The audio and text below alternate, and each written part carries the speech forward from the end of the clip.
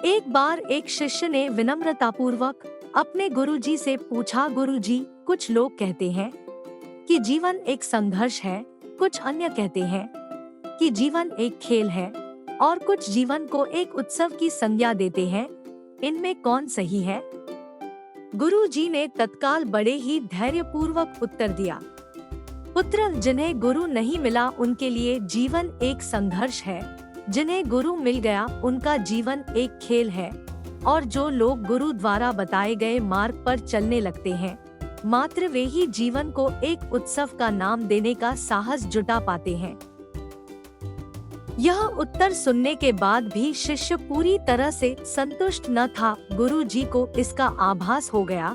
वे कहने लगे, लो, तुम्हें इसी संदर्भ में एक कहानी सुनाता हूँ, ध्यान से सुनोगे तो स्वयं ही अपने प्रश्न का उत्तर पा सकोगे।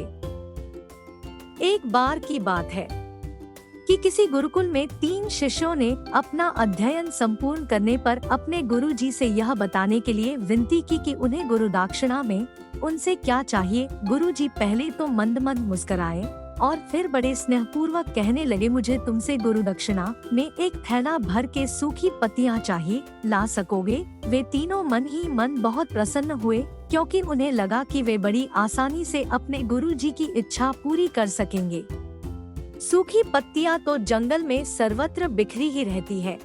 वे उत्साहपूर्वक एक ही स्वर में बोले, जी गुरुजी, जैसी आपकी आज्ञा। अब वे तीनों शिष्य चलते चलते एक समीपस्थ जंगल में पहुंच चुके थे, लेकिन यह देखकर कि वहां पर तो सूखी पत्तियां केवल एक मुट्ठी भर ही थी, उनके आश्चर्य का ठिकाना न रहा। वे सोच में पड़ गए कि आखिर जंगल से कौन सूखी पत्तियां उठा कर ले गया होगा। इतने में ही उन्हें दूर से आता हुआ कोई किसान दिखाई दिया। वे उसके पास पहुंचकर उससे विनम्रता पूर्वक याचना करने लगे कि वह उन्हें केवल एक थैला भर सूखी पत्तियां दे दे। अब उस किसान ने उनसे क्षमायाचना करते हुए उन्हें यह बताया कि वह उनकी मदद नहीं कर सकता, क्योंकि उसने सूखी पत्तियों का ईंधन के रूप में पहले ही उपयोग कर लिया था।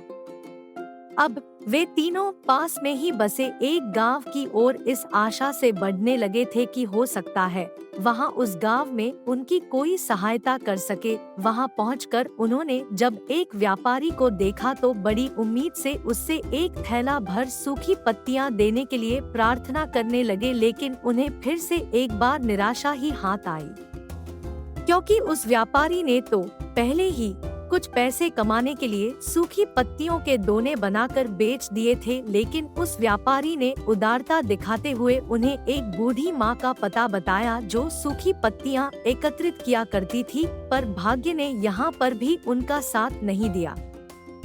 गुरुदक्षिणा। तीनों ने सर झुका लिया। गुरुजी द्वारा दोबारा पूछे जाने पर उनमें से एक शिष्य कहने लगा, गुरुदेव, हम आपकी इच्छा पूरी नहीं कर पाए। हमने सोचा था कि सूखी पत्तियां तो जंगल में सर्वत्र बिखरी ही रहती होंगी, लेकिन बड़े ही आश्चर्य की बात है कि लोग उनका भी कितनी तरह से उपयोग करते हैं। गुरुजी फिर पहले ही की तरह मुस्कुराते हुए प्रेम पूर्वक बोले, निराश क्यों होते हो?